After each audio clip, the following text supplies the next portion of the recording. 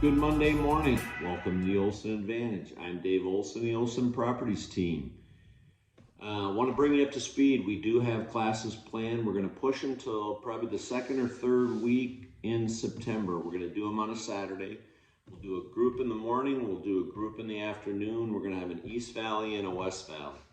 We're going to do first-time homebuyers, buyers and sellers, investors, and people that are considering possibly turning an IRA into a self-directed IRA.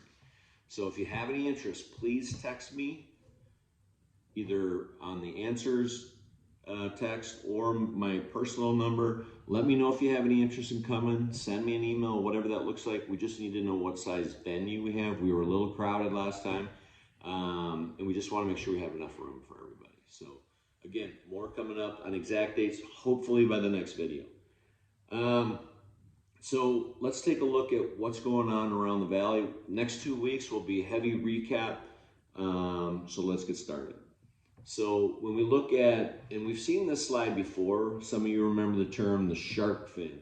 So we had our big run up to June of last year. That's where we peaked at $304 a square foot. Today we stand at about $285, which is a 6.4% decline.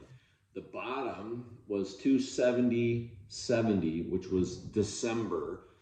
We've climbed steadily out of there, but you can already see just past that circle with June that the numbers are starting to flatten out. Now we're early in August. We don't have enough data, so things are going to look a little bit skewed, but let's keep looking forward. So as we start to project out the finish of July, we took a little bit of a dip, and we're at about 2.5% over a year ago's July. So we dropped from 4.8 to 2.5. Again, as we scale down that mountain, the backside of the shark fin, we're going to continue to comp lesser and lesser numbers, and this whole thing for this year is going to turn positive. We predicted that. When you see a shark fin scenario, you know that's going to happen, most likely, especially when we saw what happened right outside of December. So let's look at the next one. So if all prices continue to change the same, we are forecasting August will be a flat month year on year. Again, from June to the early months of the year, we were down 16, 17%, if you remember. Did people panic? Absolutely. Did we get calls? Absolutely. What did we tell you? Be calm, be patient. We're coming down the backside of the shark fin. Anyway, so we're sitting right now at about 288. Again, 4 days worth of data, not enough to tell you. But if we just continue to track where we are, we'll probably finish the month of August flat year on year. Next slide. So if we look at long-term appreciation, again, we're sitting in a very healthy place. We talked about this over the last several videos. We have enough water. We have jobs that are coming here. We have multi-billion-dollar companies investing in Phoenix, Arizona.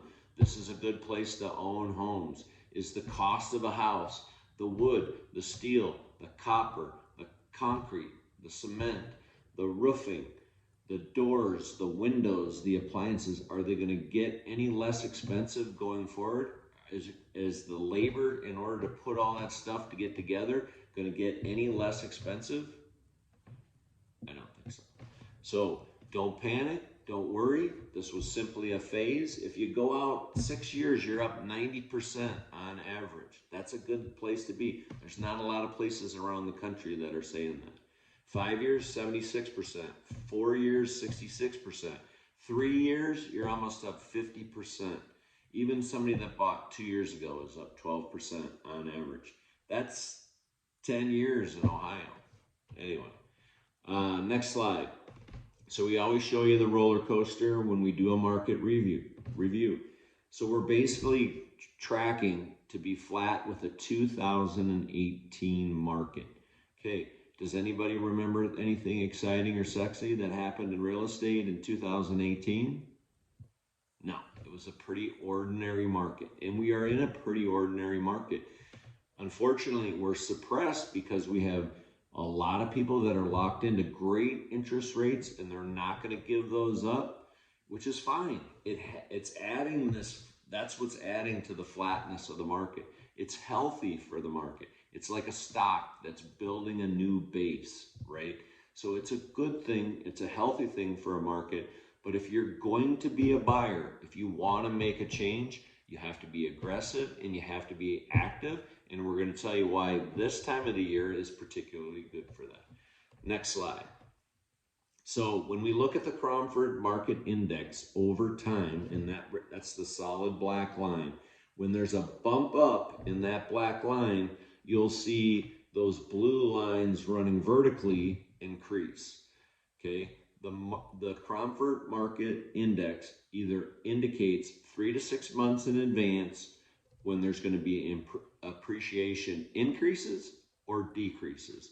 So you look at the up arrows and the down arrows and follow those all the way back from 2010. We saw a nice little run up, and look at the appreciation that took place in 12 and 13 into 14. We started to slow down.